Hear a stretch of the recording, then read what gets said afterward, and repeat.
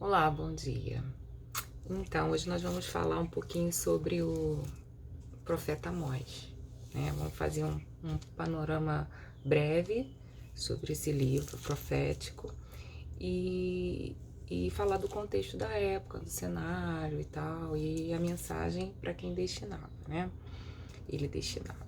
Bom, Amós, ele não era um profeta de formação, né? Porque antigamente os profetas, eles estudavam, a maioria deles estudava para ser profeta de uma escola de profetas e tinha o seu sustento retirado desse serviço, né, de ser um profeta. Então ele era remunerado por isso.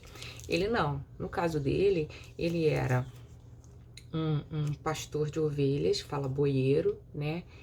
E ele era cultivador de figos, de sicômoros, né?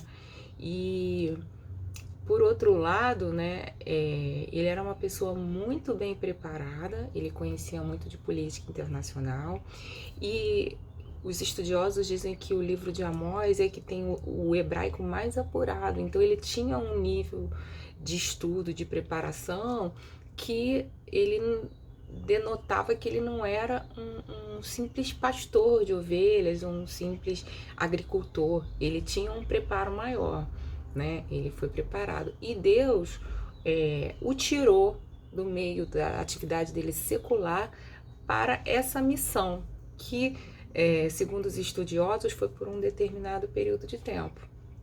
Não foi assim um chamado para a vida, foi uma missão com início, meio e fim. Então a missão dele, ele saiu de Tecoa, que era um vilarejo lá em Judá, né, Reino do Sul, para apontar e dar o recado, né, para o povo do Reino do Norte, Israel. Ele fala um pouco para Judá, mas muito mais a mensagem dele é para o Reino do Norte, tá? Esse é o objetivo e o chamado de Amós, né? Então, ele trabalhava com agricultura, com figo e com ovelhas de lã de excelente qualidade. Então, ele cuidava de umas ovelhas, um tipo de ovelha, que era, assim, considerada como, assim, uma grande riqueza. Não eram ovelhas simples, eram ovelhas que tinham uma lã, assim, caríssima. E ele cuidava, então o serviço dele era especializado, né? O ministério dele se deu no período do rei Uzias em Judá e Jeroboão II em Israel. O rei Uzias, ele era um rei piedoso, foi um rei piedoso, Deus o abençoou, ele cresceu, só que no momento que Deus o abençoou e ele cresceu, teve uma prosperidade, o orgulho dele subiu a mente, a ponto dele entrar no templo e ele, como rei, resolveu sacrificar. Os sacerdotes tentaram impedir, né? Porque ele não foi chamado para isso, só os sacerdotes da tribo de Levi que poderiam sacrificar. Tamanha arrogância dele, ele foi, insistiu em sacrificar. E aí Deus deu a ele uma lepra em castigo. Então o filho dele teve que reinar no lugar dele. Esse é o contexto em Judá. E em Israel, quem reinava aqui, a gente vê no versículo 1, era Jeroboão II. Qual é o contexto da época? Bom, vamos lá.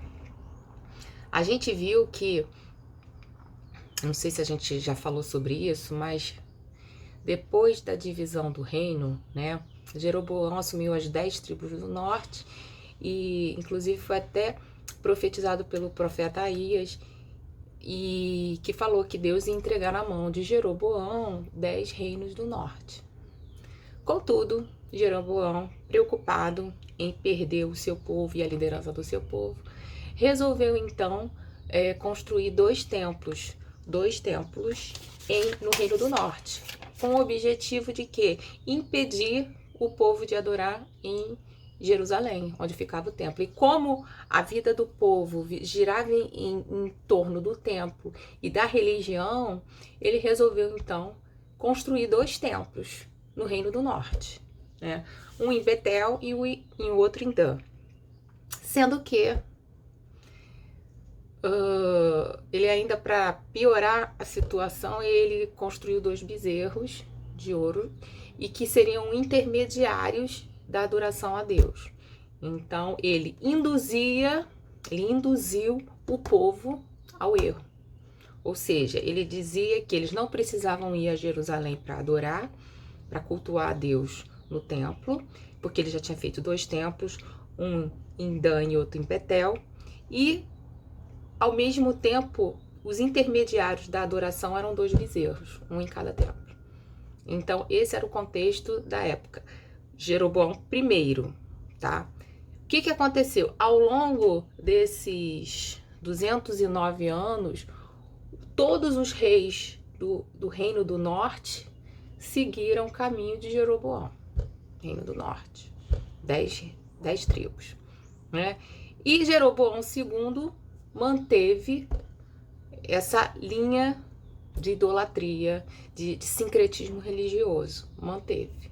Então, esse é o contexto que Amós encontra, né? Quando ele vai falar da mensagem dele, quando Deus tira ele de Tecoa, lá de Judá, Reino do Sul, para pregar e falar a mensagem de Deus para o povo do norte, Reino do Norte. Ok? Então vamos começar falando um pouco do versículo, começando do versículo 1, capítulo 1. Palavras que em visão vieram a Amós, que era entre os pastores de Tecoa, a respeito de Israel, nos dias de Uzias, rei de Judá, nós já falamos, e nos dias de Jeroboão, filho de Joás, rei de Israel, 2 anos antes do terremoto.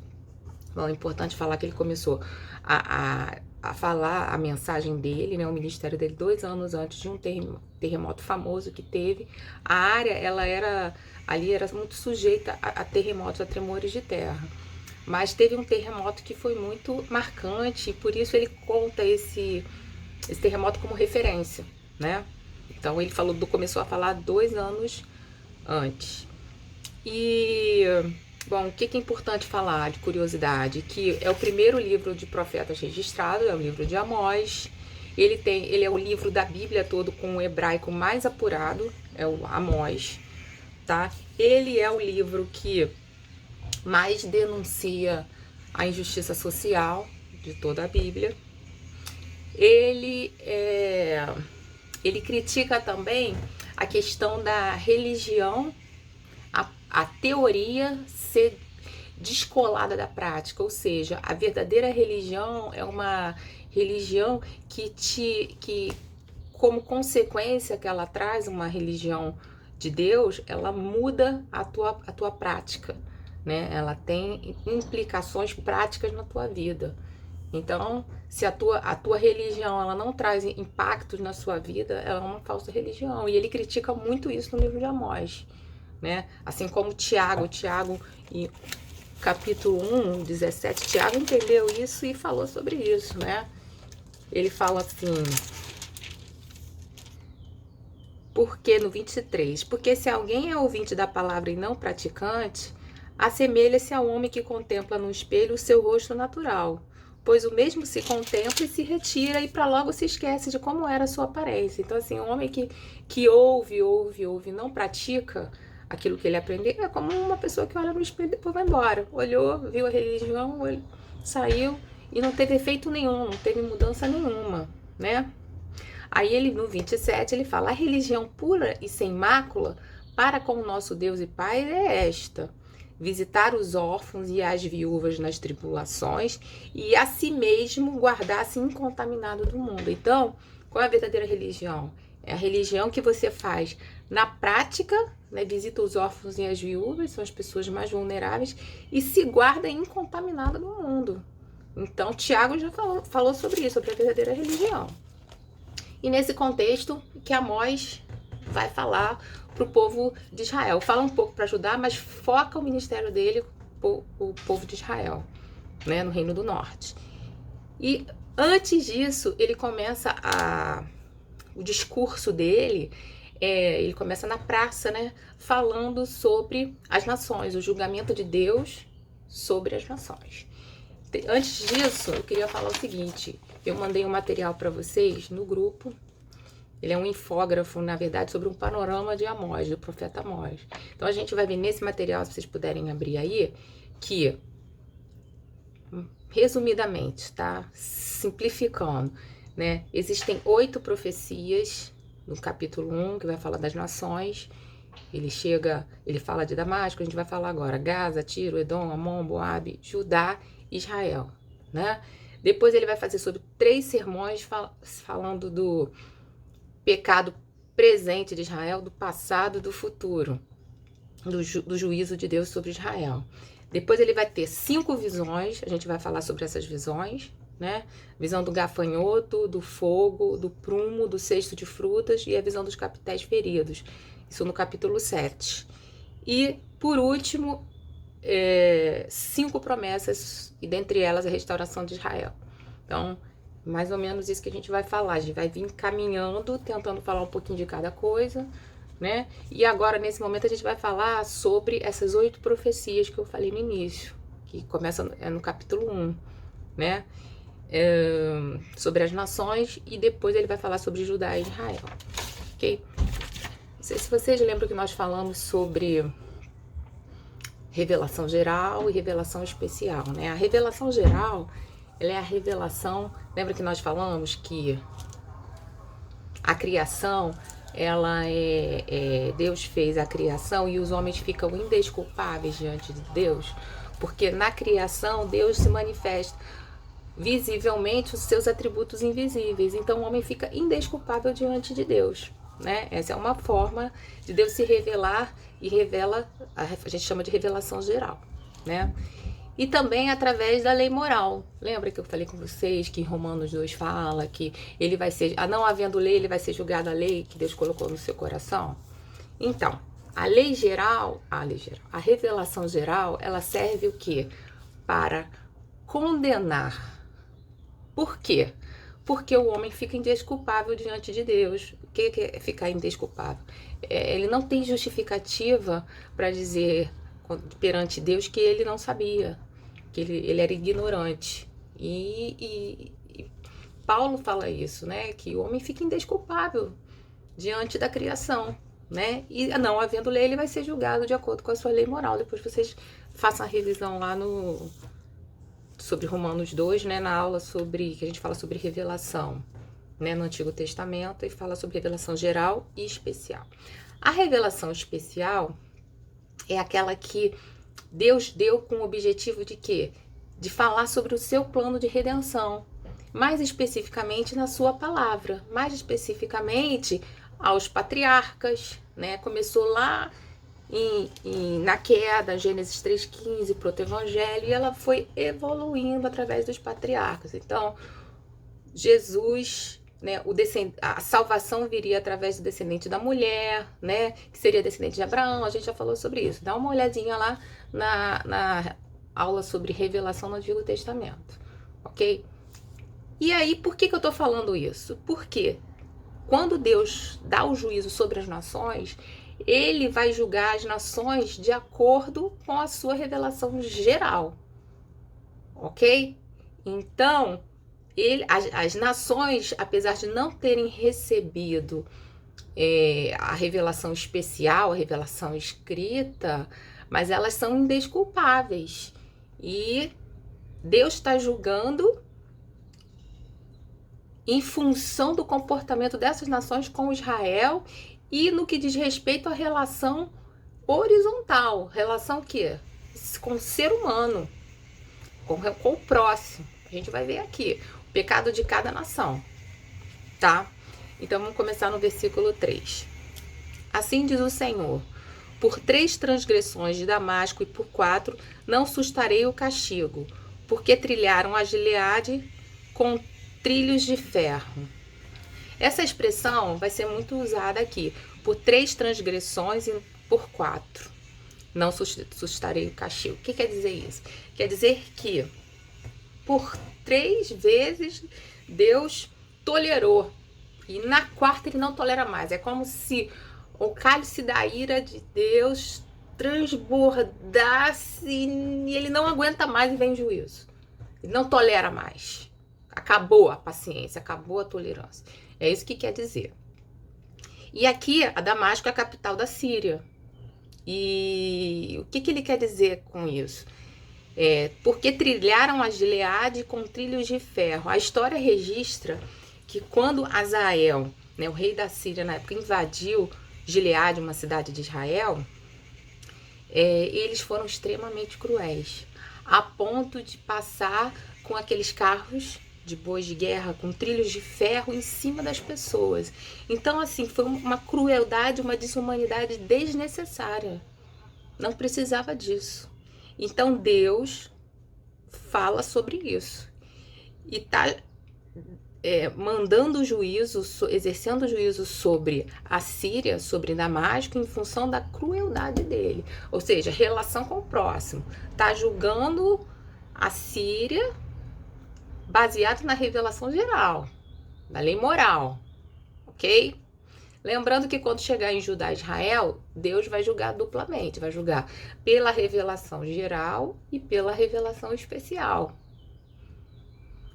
Então, a gente chega à conclusão que privilégios trazem mais responsabilidade.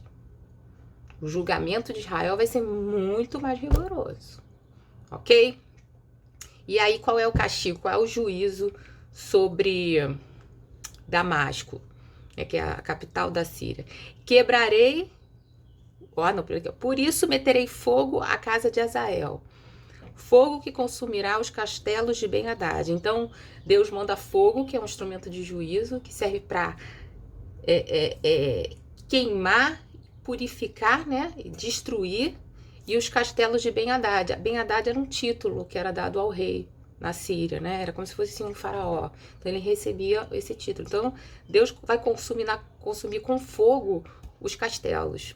Quebrarei o ferrolho de Damasco e eliminarei o morador de Biquiat-Avem. Quebrarei o ferrolho quer dizer o seguinte: ele vai quebrar a fechadura de modo que Damasco vai ficar vulnerável à entrada dos inimigos, né? E aí a próxima nação que ele vai falar é a Filistia, é Gaza. Versículo 6. Por 3 transgressões de Gaza e por 4, não sustarei o castigo, porque levaram em cativeiro todo o povo para entregarem a Edom. Olha o pecado de Gaza, olha o pecado da Filistia. Né? Eles faziam tráfico de escravos. Eles sequestravam as pessoas e depois colocavam no mercado de humanos, de seres humanos para vender. E não só isso. Eles vendiam a Edom. Quem eram os edomitas? Né? Eram os filhos descendentes de Esaú. Era a irmã de Israel, né? Os descendentes de Esaú. Então, Filistia vendia escravos, vendia judeus como escravos aos edomitas. Crueldade. Então, os edomitas, eles escravizavam os próprios irmãos. Então Deus está falando aqui, por isso meterei fogo aos muros de Gaza, fogo que consumirá os seus castelos. Eliminarei o morador de Asdod, que tem o cetro. Então são as cidades importantes ali da Filistia. Então esse foi o pecado, crueldade. Relação ser humano com ser humano. Revelação geral. Deus está julgando por meio da revelação geral. E aí, no versículo 9, assim diz o Senhor: por 3 transgressões de Tiro, por 4 não sustarei o castigo, porque entregaram todos os cativos a Edom e não se lembraram da aliança de irmãos. Então até aqui em Tiro não está falando ninguém da família, tá? Deus está dando o juízo, né? Decretando o juízo sobre as 3 nações que não têm relação de parentesco com Israel, né? E Tiro, qual foi a história, o pecado de Tiro? Tiro, lá atrás, na época do rei Salomão, Irão fez um pacto com Salomão de paz, né, com relação a Israel. E esse pacto, ele não foi cumprido, né? Por isso que ele fala, não se lembraram da aliança. Então, e sobre Tiro, né, Deus fala, porque entregaram todos os cativos a Edom e não se lembraram da aliança de irmãos. Como eu disse, Irã fez um pacto com Salomão e de paz. E Tiro não honrou esse compromisso, esse voto, esse pacto que eles fizeram. Então, para Deus, Deus abomina voto de tolo. E por isso que Deus fala, o juízo meterei fogo aos muros de Tiro, fogo que consumirá os seus castelos.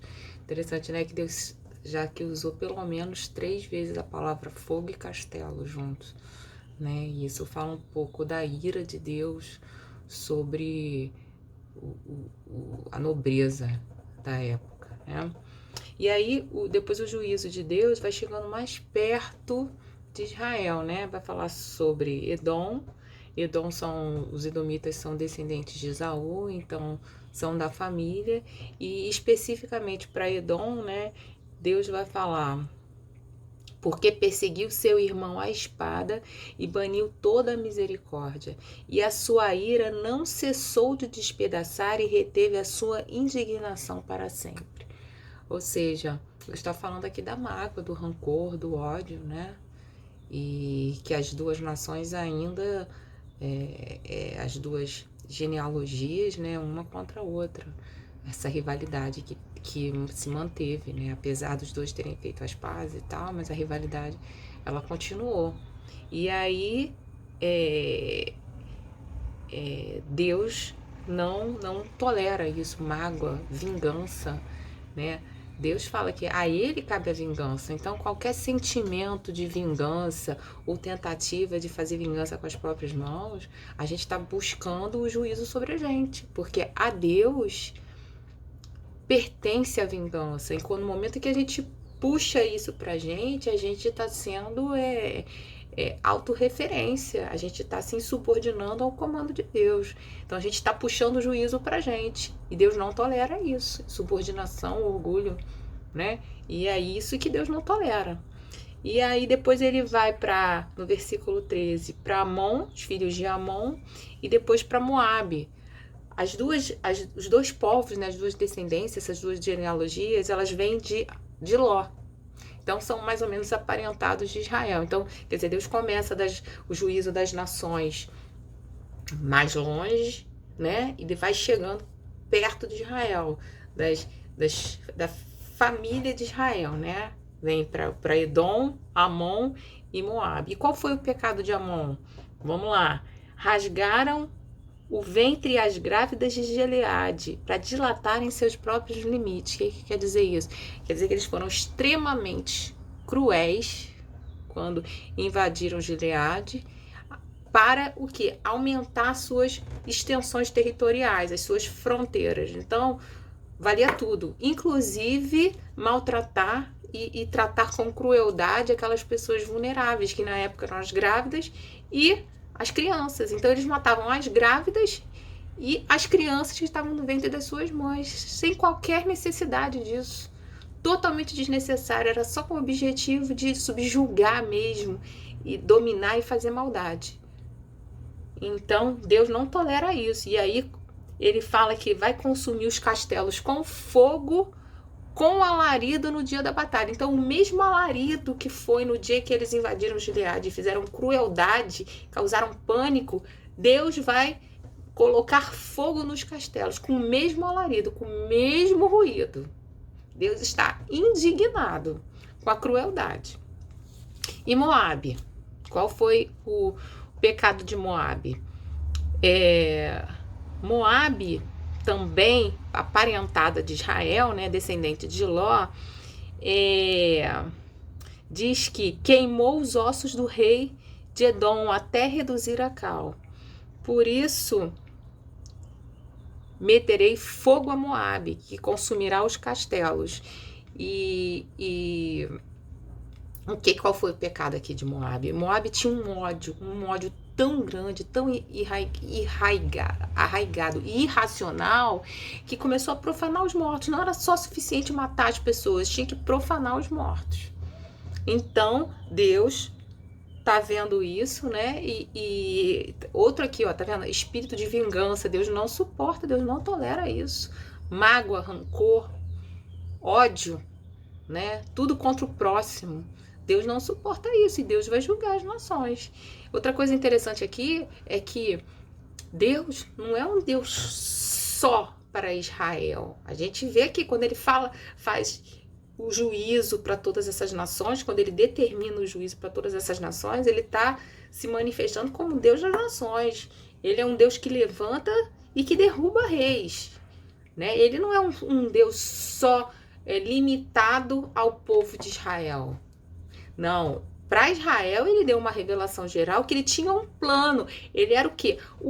Israel era o berço do Messias. Berço, onde o Messias, o caudal cultural, o berço cultural, o cenário em que o Messias ia ser trazido como luz para o povo, o mundo.